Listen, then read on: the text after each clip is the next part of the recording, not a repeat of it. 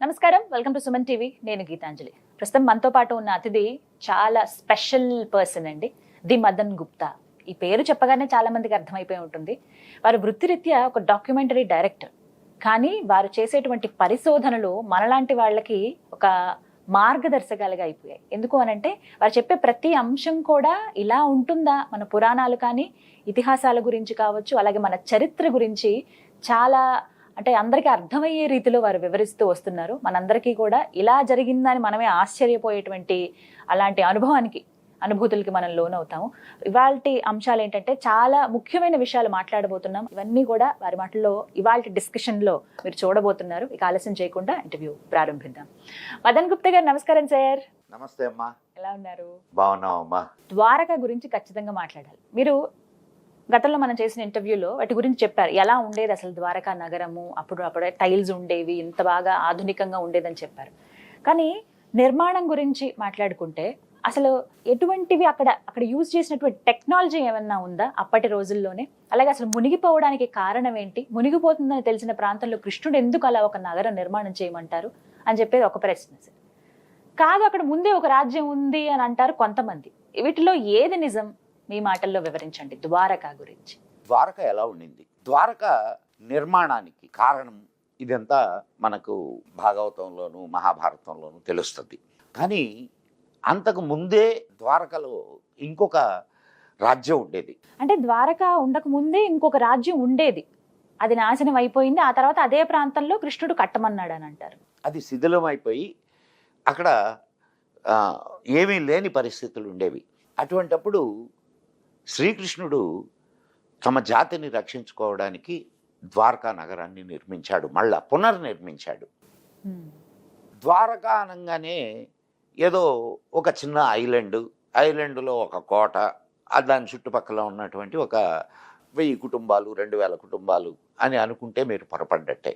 ద్వారక అనేది ఒక పెద్ద సామ్రాజ్యం. ద్వారకకు 4 ఓడరేవులు ఉండేవి.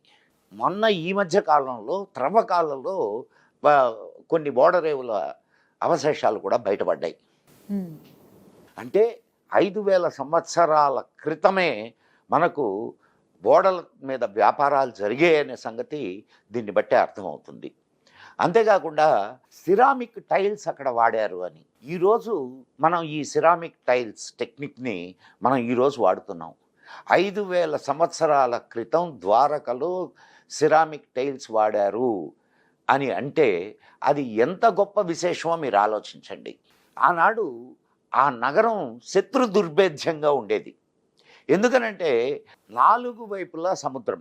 ఎటు రావాలన్నా కానీ సముద్రాన్ని దాటుకొని రావాలి. సముద్రాన్ని దాటాలి అని అంటే కృష్ణుడి యొక్క సైన్యం సిద్ధంగా ఉండేది. అనేక సార్లు దాడులకు గురి అయినటువంటి కృష్ణుడి సామ్రాజ్యం తను ఒక సేఫెస్ట్ ప్లేస్ని చూసుకోవడానికిగా ద్వారకలో నిర్మాణం చేశాడు. కొన్ని 100 కిలోమీటర్ల విస్తీర్ణం కలిగినటువంటి సామ్రాజ్యం అది. ఆ సామ్రాజ్యం ఇది కావడానికి కారణం ఏమిటి అని అంటే సముద్రపు నీటి మట్టం పెరగడం వలన అది నీటిలో మునిగిపోయింది.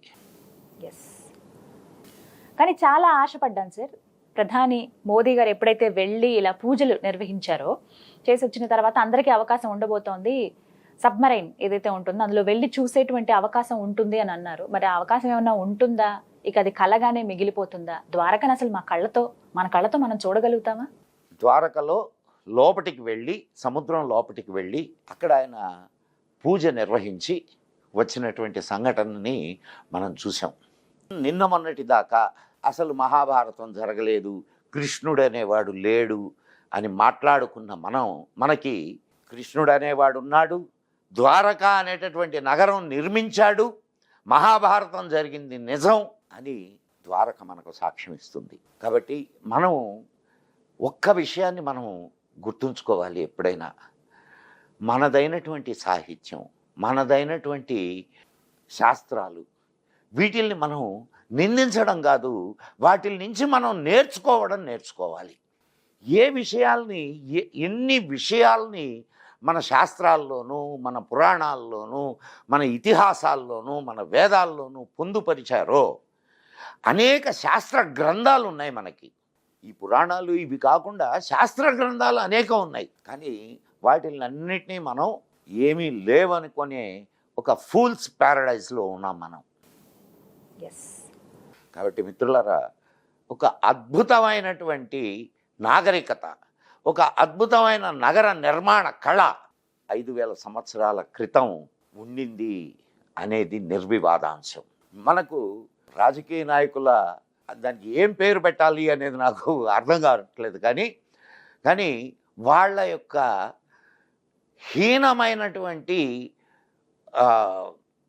ఆలోచన ధోరణి, యాక్చువల్గా విదేశీ ఫండింగ్తో ద్వారకా ఐడెంటిఫికేషన్ మీద ఆర్కియాలజీ డిపార్ట్మెంటు వర్క్ చేస్తుండింది.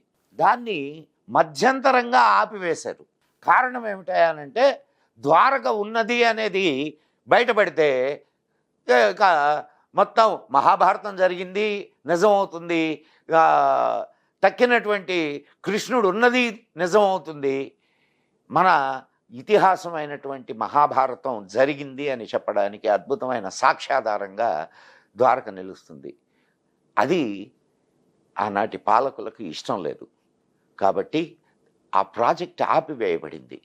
పోనీ ఆ తర్వాతైనా వచ్చినటువంటి ప్రభుత్వాలు మళ్ళా కొనసాగించాయా అంటే అటువైపు ఏ ప్రభుత్వం దృష్టి మరలించలేదు.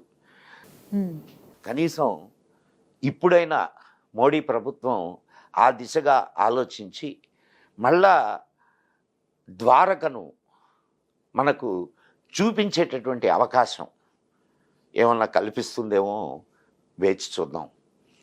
ఇది మిత్రులారా అద్భుతమైన ద్వారక అనేది ఒక చిన్న పట్టణమో ఒక పల్లె కాదు.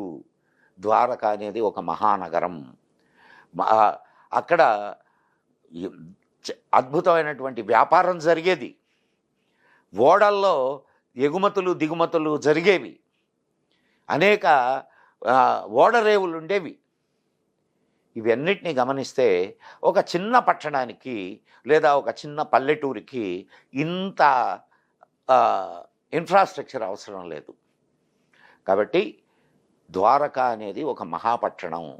ఈ విషయాన్ని అందరూ గుర్తించండి. ద్వారక మీద జరిగినటువంటి అనేక పరిశోధనలు ఈ విషయాన్ని తెలుపుతున్నాయి. మరొక మంచి అంశంతో మీ ముందుకు వస్తాను. అప్పటి వరకు సెలవు మరి. జై హింద్, జై మా భారతి.